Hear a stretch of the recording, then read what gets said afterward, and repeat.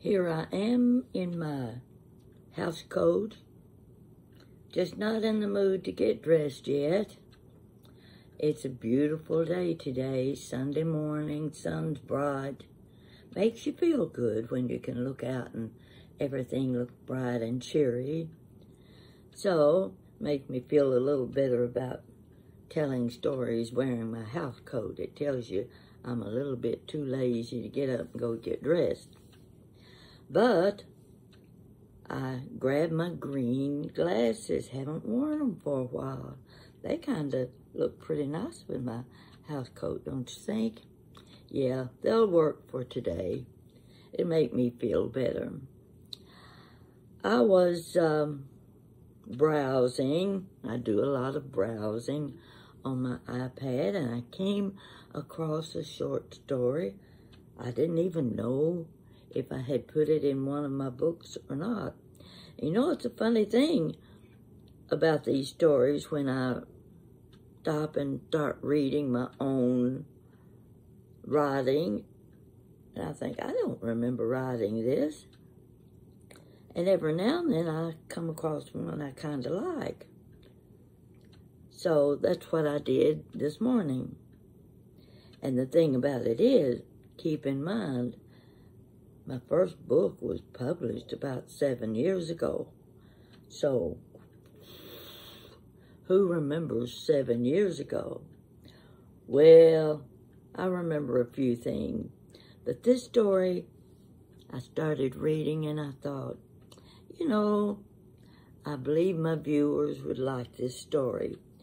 And I'm going to tell you mothers that have younger children who like stories about the old days.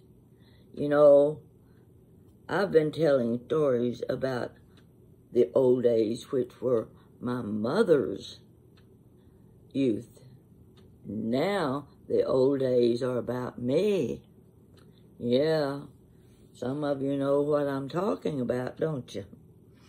Okay, I'm going to read this story to you.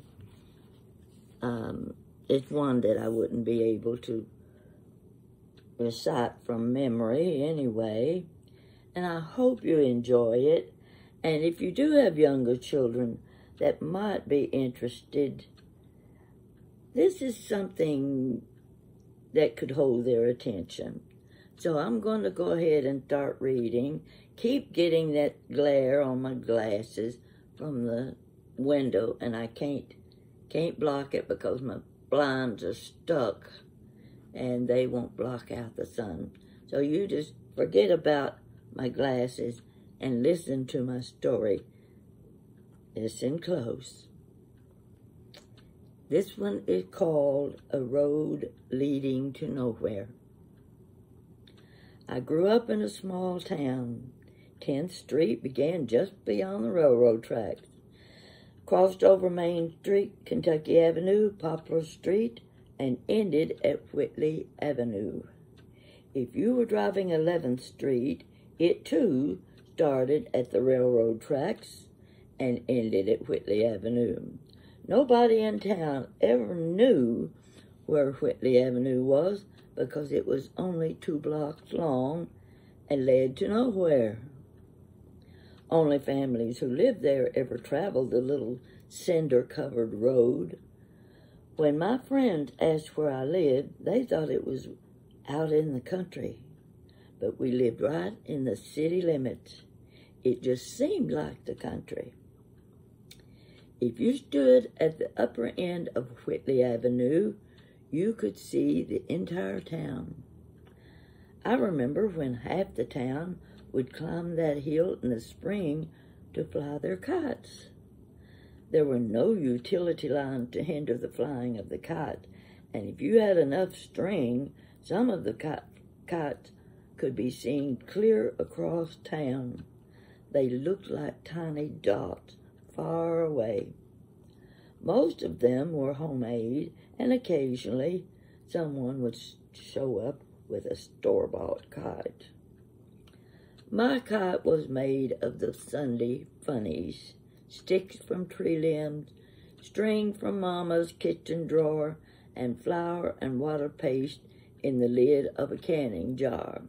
Gotta get a Kleenex. My nose is itching. Okay. Now maybe I can get this itch out of my nose. And we'll continue. All right. Tails were made from strips of an old sheet. Homemade kites flew as high and as far as any of the store-bought ones. Now that has to do with kites. Okay. A ride in a big old truck tire down the hill took you over a little wooden bridge that covered the creek right at the corner of my front yard. And if you were lucky and the tire didn't go in the creek, you rolled on up another hill, which was at the other end of my front yard. There were about 6 families in our neighborhood named Smith. I think some of them were brothers. That must have kept the mailman confused as to which Mr. Smith the letter was for. They all had good names, easy to spell, and mostly chosen from deceased family members. If a kid was called D. Little, you knew he was named after his daddy. We had Big Jimmy and Little Jimmy. Name didn't vary very much. Simple, like Jerry, Bobby, Jimmy, Billy, Donnie, Johnny, and Junior. Most were names kept in the family, somewhat like in the old days. Girls' names were more modern and trendy. I could tell you a story about every family that lived on Whitley Avenue and Poplar Street. Elsie's store was on Poplar Street, just a stone throw from our back door. We could sit at the kitchen window and see everybody who went in and out of her store. There was a little road about a half block long in front of our house called John Street. It must have been named after somebody named John. And there were a lot of Johns in our town. John Street took you to the top of another hill. It didn't have a name, but it was where all of the neighborhood kids played, and we just called it the hill. We climbed the hill on a daily basis during the summertime and played softball in a wide open field. One of the kids usually owned an old softball and a bat. We didn't own gloves. They were for the more affluent kids in town who could afford them, and we didn't have many of them. The catcher got to wear the glove. It was fun playing up on the hill in the wide open spaces where our mom couldn't see what we were doing. It was a feeling of freedom. Sometimes we kids played around Mr. Reeves' hog pen under a patch of tall trees. I can remember seeing him carrying buckets of slop. And that doesn't sound very good, but that's what it was called. Buckets of slop up the hill to feed his hogs. Along about November of each year, the hogs were big enough for slaughtering. My sister and I stood on our front porch one time where we could see into Mr. Reeves' backyard when they had just killed one of the hogs. It was hanging from a tall tripod. Now that wasn't a pretty sight for 2 little girls who knew nothing about slaughtering hogs. It was a lesson we'd just as soon not have learned. My older brother and a couple of his buddies built a swing that hung from a high limb of a huge tree right at the edge of the hill. Sometimes there would be as many as a dozen kids gathered to swing out over the hillside where they could see all of downtown. My oldest sister used to say she felt like she was flying when she was on that swing. Mama always knew where we were and what we were doing. when we said we were going up on the hill. Of course, there was one exception. We didn't tell her we chased Mr. Reeves' hogs around the hog pen and poked them with sticks. The hogs also chased us, and we'd have been dead meat if one of them ever caught us. I usually laid on top of the rough-looking shelter that had been built while my sister ran around the pen trying to keep ahead of the hogs. I just knew that someday one of those hogs was going to catch up with her. What would I tell Mama when I got home? I couldn't think of a good lie for that one. We would leave the hill all hot and sweaty and thirsty and nasty.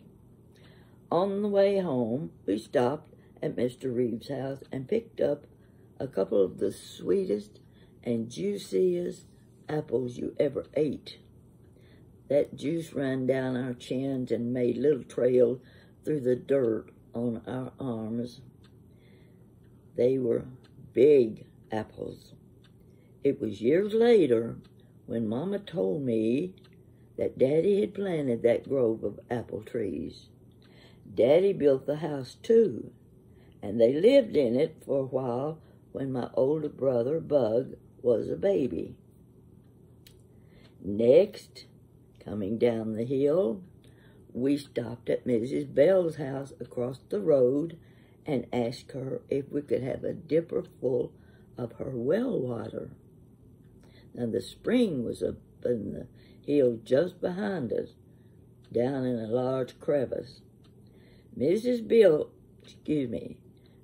Bell was a sweet little old lady, always accommodating to us kids, and in the summertime, when the utility company cut off the water because of low supply, Mama would send my sister and me up to Mrs. Bell to get 2 buckets of fresh water from her well. Now that was a real treat. Mrs. Bell let my sister and me draw the water ourselves. We lowered that water bucket, which was like a long cylinder, down the well, and we could hear it clatter all the way until it hit the water. It took both of us turning that wheel to bring the cylinder back up to the top of the well. We filled our buckets and thanked Mrs. Bell. Mama had taught us good manners, and sometimes we used them. Back down the hill we headed, with the icy water splashing against our legs. We each had about half a bucket of water when we got home. The best tasting water, drinking water in the world. We didn't have any grandparents to visit during summer month, like most of our friends. I was jealous of others who got to go to the country and spend time at Grandma's house. Our summer vacations were spent at home, playing in the creek, jumping rope on the little wooden bridge, playing marbles on the cinder road, and occasionally my friend Jerry would let me ride his bicycle. Jerry taught me how to ride. Gonna have to have a little sip of juice.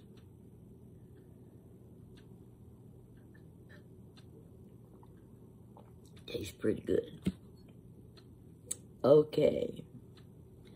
Once a day, we got to go to Elsie's store and charge a nickel's worth of candy or pop on Mama's grocery bill. Now, you've heard this story before. Sometimes we tried to sneak and buy a second nickel's worth of something, but Elsie was a step ahead of us. She always said, "Not without a note from your mother."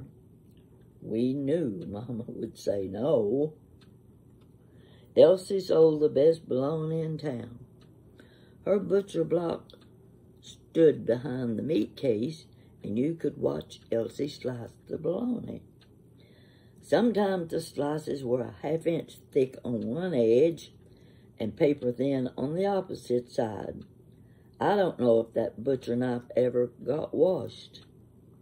I remember the day Elsie got a new meat slicing machine. Wow, goodness, that was the same as the new jet planes. To us, it was big news. That was as exciting as the first time the modern diesel engine train passed through town. We could hear the train whistle as it passed through the south end of town, heading our direction. Every kid in the neighborhood ran like a herd of galloping ponies to 10th Street next to Elsie's store to get a quick glimpse of that shiny bullet racing by. I learned to skate on Poplar Street. Then when the skating rink opened down on 9th and Main Street next to Troy Hopper's barber shop, my friend Julie and I would go there to skate. She was a really good skater. I remember falling and doing this split one day. You know what the split is. Okay. When I say split, I thought I was going to die that day. You girls probably know the feeling. Later, I was skating on the concrete when both feet went out from under me and I cracked my tailbone. I'm good at things like that, you know. If it's not my head, it's my tail. Okay. That was the end of my skating days. You didn't see much traffic on Whitley Avenue in those days, especially at night. Only 2 or 3 families owned automobiles. Nighttime activities for kids consisted of hide and seek and catching lightning bugs. That mason jar would look like a lantern when we finished catching the lightning bugs. I haven't seen a lightning bug in years. Have you? I suppose there are a lot of kids who don't even know what they are.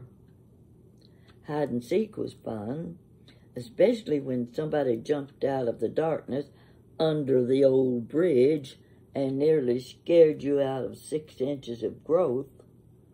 Bedtime was 10 o'clock and not a minute later. On sunny days, my sister and I would lie in the backyard on one of Mama's old quilts and sun ourselves.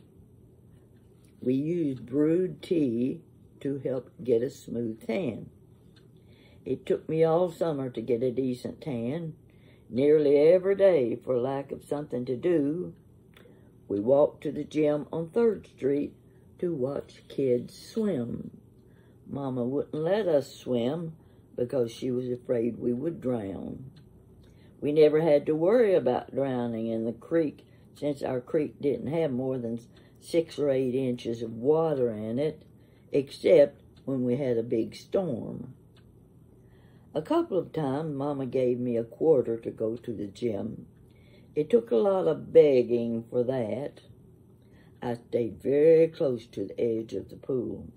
None of us kids ever learned to swim, and that's the one thing I regret most. Naturally, the highlight of the week was the Saturday afternoon movie at the Hippodrome Theater. Julie and me, never missing a Saturday. We had our quarters, 20 cents for the movie and a nickel to spend. We shared a fountain Coke and a bag of popcorn. It was usually getting dark by the time we got home, but we never had anything to fear when walking the streets after dark.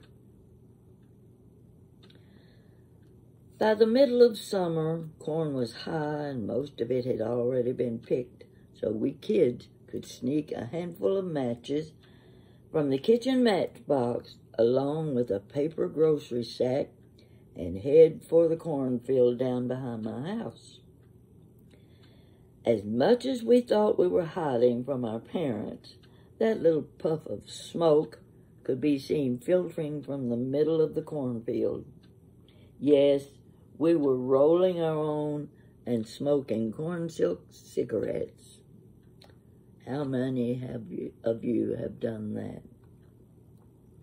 Smoking the corn silk cigarettes wasn't as much fun as thinking we were getting by with it. Summer is almost gone now. I'm up to date on this story. Today, the sky is a beautiful clear blue, just like I described to you. I think I have covered most of the activities I was involved in all those many years ago during vacation from school. If your kids have shared in similar activities during the summer months, you, as parents and grandparents, have nothing to fear. Send your children outdoors to create their own fun and games. Hand them a book to read. I spent many hours on the front porch glider reading and drinking grapette sodas. Yes, I read the Bobbsey Twins, Nancy Drew mysteries, and books from our church library.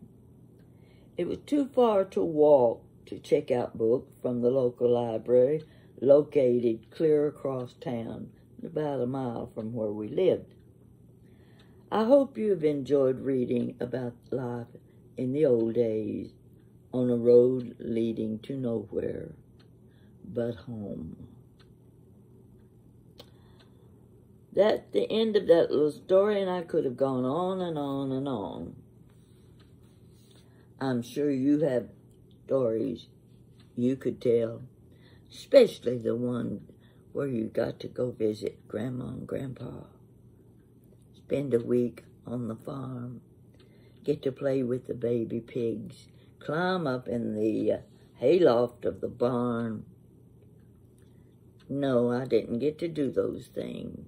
I didn't have a grandma, didn't have a grandpa, but I had my mother. My mother was old enough to have been my grandmother, because I was one of the last of her 13 babies, and she raised 9 of them. I think she did a pretty good job. Whatever we did after we got grown was our own mistakes. Yeah, we made a few mistakes ourselves, so anyhow, there's so much more I could tell. Daddy had his little farm later after he retired. He had been an orphan child at the age of 13. He had worked hard on the farm with his dad. When his dad died, he couldn't keep the farm going, so it went to his older sister, Margaret. That was the end of my dad's farming days. And to think that all those years, till the time he retired from construction work, he wanted to go back and do a little farming. So he bought a little 20-acre farm right next to the railroad tracks, of all things. He had to cross a little wooden bridge over the railroad tracks on his way to the farm, and Mama worried day after day because Daddy was not the best driver in the world. He learned to drive in a 1923 Chevrolet. They didn't have many rules of the road in those days, you know. You didn't have stop signs. You didn't have to give signals. There weren't that many cars. So his rules never changed. He didn't get educated during the years to the traffic lights and the road signs, and you know, when you had to raise your arm up if you wanted to turn right, if you wanted to turn left, you put your arm straight out. Not what you did when you put your arm down. So Daddy had his little farm, 20 cows. I think he had two mules and 20 cows. And Every cow had a name. Well, of course, why do you raise cows? The natural thing is for the beef. It's going to feed the family. In some cases, if you got enough cows, you're going to make a little money off of them. Well, that sounds really good, but in Daddy's case, with his farm being right next to the railroad tracks and the old farm fence, you know the kind of fence I'm talking about, not like a chain link fence by any means. The cows would get through the fence, and what do you think happened? The tenant on the farm would call my daddy and say, "Mr. Eastep, one of your cows got through the fence and got hit by a train. You need to come down and haul the cow off. 10 o'clock at night." Daddy's getting a call. He didn't just get that call once. He got it on a regular basis. None of those cows were saved. They were lost. So one night I was sitting, this was after I was married and had children. We were in the kitchen, Daddy and me. And I said, "You know, Daddy, it sure would be nice to have some ground beef and a few steaks from the cows. I'd just love to have some fresh ground beef." My dad poked his thumb over his shoulder and said, "Right down the A&P, sis." That was as close as we were going to get to fresh meat from Daddy's farm. We were going to have to go to the A&P and buy it. He was not going to kill his pet cows for the family. But it gave my dad something to do in his retirement years. Every morning at daylight, he was up, putting on his farm clothes, his big jump jacket, and those boots, those lace-up boots. He was ready to go to the farm. Mama was in the kitchen frying the ham. So, looks like I'm getting a phone call. Hold on.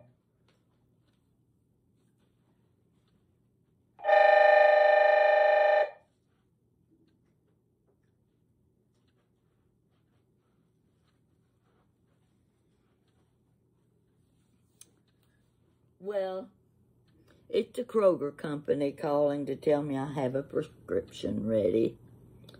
So where was I? Talking about my daddy and his cows. And it gave him a life after retirement that he enjoyed very much. He eventually sold that farm. They were getting up in years, and Daddy was having to prepare in case he went first. He wanted to see that my mother was taken care of. He didn't make a lot of money. They didn't have much money in the bank. So one day, I don't know who the man was, approached my dad and asked him if he would sell his farm. Well, he hadn't thought about that before. Gave him no thought to it. But the man offered him $24,000 for his 20-acre farm. What my dad didn't know, there was coal, black coal, on that 20 acres. That man was going to be wealthy when he mined the coal from my daddy's little 20-acre farm. That always hurt me a little bit because the man knew what he was doing, but Daddy had never given any thought to a 20-acre farm being on a coal field. But the $24,000 went in the bank. When he was gone, it helped take care of my mother's expenses in the nursing home. That's life for you. I could tell you a lot more little stories, neighborhood stories, kid stories, wading in the creek. Mama had a little farm, not a farm, she had a little garden in the far corner of the backyard. That was her thing, yeah. We helped, we'd hoe a little bit and pick the green beans for her and things like that. I loved the green onions, and I loved pulling the carrots and radishes out of the ground. We didn't have corn because the garden wasn't big enough for a cornfield. But Mama enjoyed having her own vegetables because she had been raised on a 300-acre farm. And she had helped her father in his pioneer wagon, loaded with vegetables and fruits, going to market in Middlesboro, Kentucky on Saturday morning. Well, he had to leave at midnight in order to take the 15-mile ride and be there when the market opened on Saturday morning. So, Mama was getting a little bit of the reminiscence of the old farm place. She was getting to plant her own little garden, pick the vegetables. We had plenty of fruits. We had blackberry vines all along the creek. At the corner of the house were the gooseberries. Some of you probably don't know anything about gooseberries. I don't think many people raise them. They're just little bushes with stickers on them, and they look like marbles. So Mama would make gooseberry jelly. We also had a couple of apple trees. We had 2 cherry trees. Oh, when those cherries were ripe, the top of those trees just spotted with little red dots. Of course, the birds were enjoying them as much as we were. And then there were the plum trees. The plum trees were mine. They were mine. I got to pick the plums from the ground every morning when they'd fall to the ground. Mama'd hand me her big apple basket. I filled that basket full of plums, and I went around the neighborhood. The ladies in the neighborhood knew I was coming because Mama had warned them, and they were all ready to buy my fresh plums for 25 cents a gallon. That's pretty big money to a little girl when she was lucky to be able to spend a nickel a day on Mama's grocery bill. These are just little things that pop up now and then in my mind, and some of you know what I'm talking about. Some of you have had much better experiences than I've had. But just to keep them alive, I like to tell the stories.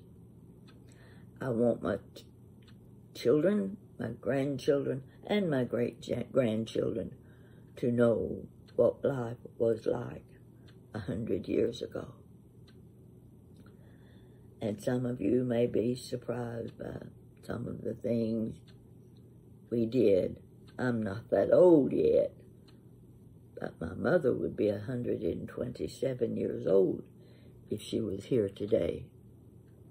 She would be able to tell you the stories just like she did when she was 100 years old. She never forgot anything that went on in her life. Terrific memory. And I just hope I can remember half as much as she did. She seemed to think I would because I listened closely to her. And I'm glad I did.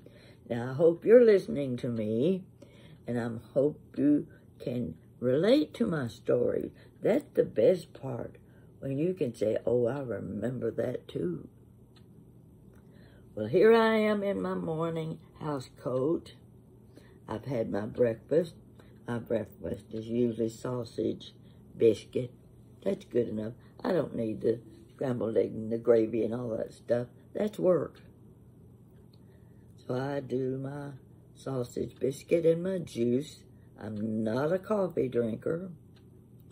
Sometimes I wish I was, because I can see all of us sitting around a table in a restaurant or in the kitchen, and everybody got a coffee cup in front of them except me, and I've got a glass of orange juice. Yeah, that's the way it works. Folks, don't let me bore you to death. You can stop watching now. Thank you.